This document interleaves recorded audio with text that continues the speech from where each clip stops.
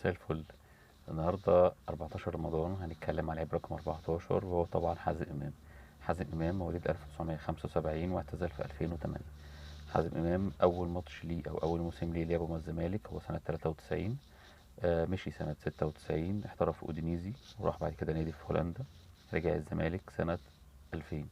رجع مع الجيل الذهبي سنة 2000 هو، وكان في 5 صفقات في الموسم ده.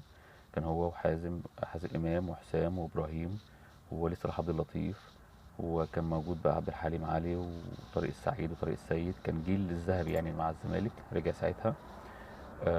حازم إمام خد بطولة أفريقيا سنة 98 مع منتخب مصر. مع الزمالك خد 2 دوري أبطال أفريقيا، واخد 4 دوري و2 كاس مصر وواحد سوبر.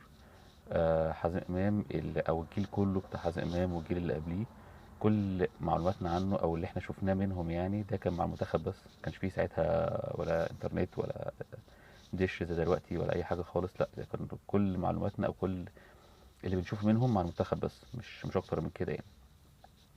حازم امام اخر موسم ليه كان 2008، اعتزل في 2008. ساعتها مستواه كان نزل شويه والجماهير في الاستاد قالوا له كفايه يا حازم. نفس الموسم ده كان النهائي بتاع الزمالك وانبي، خدنا فيه الكاس في 2008. حازم امام كان اخر ماتش ليه واعتزل بعديها الكوره في 2008. بكره ان شاء الله لعب رقم 15.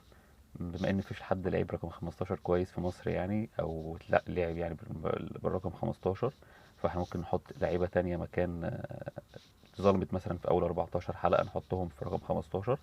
فتوقعوا كده مين، او شوفوا انتوا عايزين نتكلم على مين بكره ان شاء الله. شكرا.